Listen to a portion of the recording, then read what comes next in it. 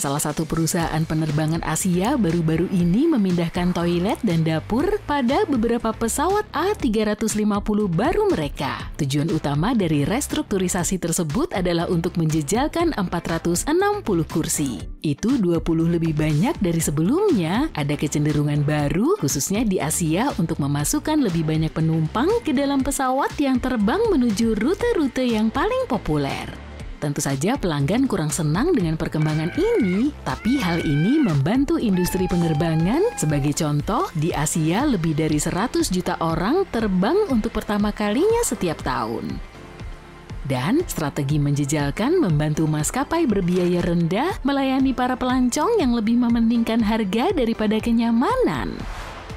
Tetapi taktik yang paling populer untuk memuat lebih banyak orang di dalam pesawat jet adalah memasang lebih banyak kursi. Sebagai contoh, sebuah maskapai penerbangan berbiaya rendah Eropa memesan beberapa pesawat yang dimodifikasi dari Boeing Company pada tahun 2014. Semua pesawat tersebut memiliki 8 kursi lebih banyak dari biasanya. Pada tahun 2017, maskapai penerbangan lain mulai menambahkan 1 kursi tambahan di setiap baris ekonomi Boeing 777-300-nya. Hal ini membuat setiap penumpang kehilangan ruang pribadi sebesar 2,5 cm. Saat ini, ruang kaki yang sempit adalah hal yang normal. Pada awal tahun 2000-an, barisan kursi di kelas ekonomi memiliki jarak 86 sampai 89 cm. Sekarang jarak 76 sampai 79 cm adalah hal yang biasa. Sedangkan untuk penerbangan pendek, jarak antar baris bisa hanya 71 cm. Untuk mendapatkan jumlah maksimum orang di dalam pesawat, maskapai penerbangan harus mengorbankan sesuatu, dan dalam hal ini kenyamananmu.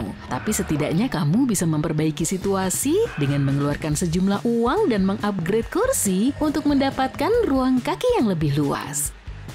Kamu tidak akan dapat membeli kenyamanan tambahan selama penerbangan jika kamu bepergian dengan pesawat di tahun 1920-an. Pesawat pada masa itu sering berguncang dan berisik, dingin, dan tidak bertekanan. Perjalanan udara seringkali lebih lambat daripada bepergian dengan kereta api. Ditambah lagi, perjalanan hanya bisa dilakukan pada siang hari. Pesawat hanya dapat menampung tidak lebih dari 20 penumpang dan mencapai ketinggian 914 meter. Sebagai perbandingan, saat ini pesawat terbang biasanya terbang di ketinggian lebih dari 9.144 meter. Kecepatan rata-rata pesawat terbang pada saat itu sekitar 161 km per jam dan mereka harus sering berhenti untuk mengisi bahan bakar. Pramugari baru muncul pada tahun 1930-an. Saat itulah perjalanan dengan pesawat menjadi sedikit lebih nyaman, layanannya lebih baik daripada dekade sebelumnya. Ditambah lagi, pesawat terbang telah dikembangkan dan ditingkatkan. Mereka menjadi kedap suara dan berpemanas, kursi-kursinya pun berlapis kain. Pesawat-pesawat itu kini bisa terbang jauh lebih tinggi, sekitar 3.962 meter. Hal ini mengurangi turbulensi dan memungkinkan pesawat bergerak 2 kali lebih cepat. Pesawat komersial bertekanan pertama muncul pada tahun 1938. Tahun 1950-an sering disebut sebagai masa keemasan perjalanan udara. Terbang pada waktu itu tidaklah murah. Perjalanan pulang pergi dari Chicago ke Phoenix dapat dengan mudah menghabiskan biaya yang setara dengan $1.168 saat ini. Untuk penerbangan sekali jalan ke Eropa, kamu harus membayar lebih dari $3.000 dalam mata uang dolar saat ini. Pada saat yang sama, itu adalah pengalaman yang mewah. Para penumpang datang untuk penerbangan mereka dengan berpakaian rapi dan dapat menikmati makanan di dalam pesawat, termasuk ikan dan lobster. Seiring berjalannya waktu, penerbangan menjadi semakin umum. Pada tahun 60-an, penumpang tidak lagi berdandan seperti sebelumnya. Orang bisa terbang tanpa kartu identitas apapun. Mereka bisa tiba di bandara setengah jam sebelum keberangkatan dan langsung menuju gerbang, seringkali bersama dengan orang yang mereka cintai yang datang untuk mengantar mereka. Pemeriksaan keamanan menjadi wajib pada awal tahun 70-an karena penerbangan yang lebih besar juga berarti lebih banyak penumpang.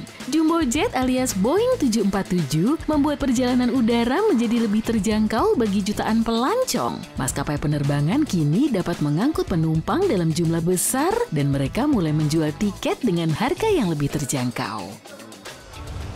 Pada saat itu, masih ada banyak ruang untuk kaki dan pramugari memiliki cukup waktu untuk memenuhi kebutuhan setiap penumpang. Dari tahun 1970 hingga 1974, American Airlines bahkan memiliki ruang piano di bagian belakang pesawat 747. Pada tahun 1980-an, kamu dapat membawa tas sebanyak yang kamu inginkan, makanan juga selalu disertakan, dan kamu dapat mengunjungi kokpit selama penerbangan. Di sana anak-anak akan diberi pin sayap untuk mengenang pengalaman tersebut.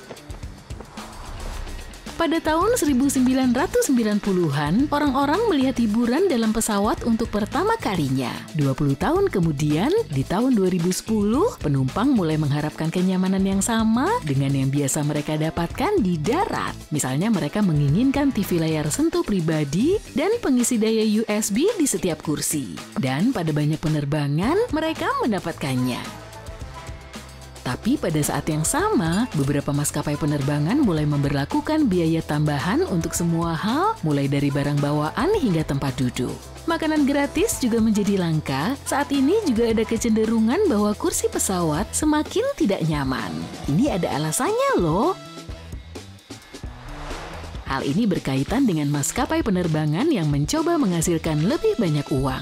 Kursi pesawat sendiri dirancang dengan cara tertentu yang seringkali membuatnya tidak nyaman untuk diduduki dalam jangka waktu yang lama. Masalah utamanya, kursi harus ringan. Ini dapat membantu menghindari konsumsi bahan bakar yang tinggi.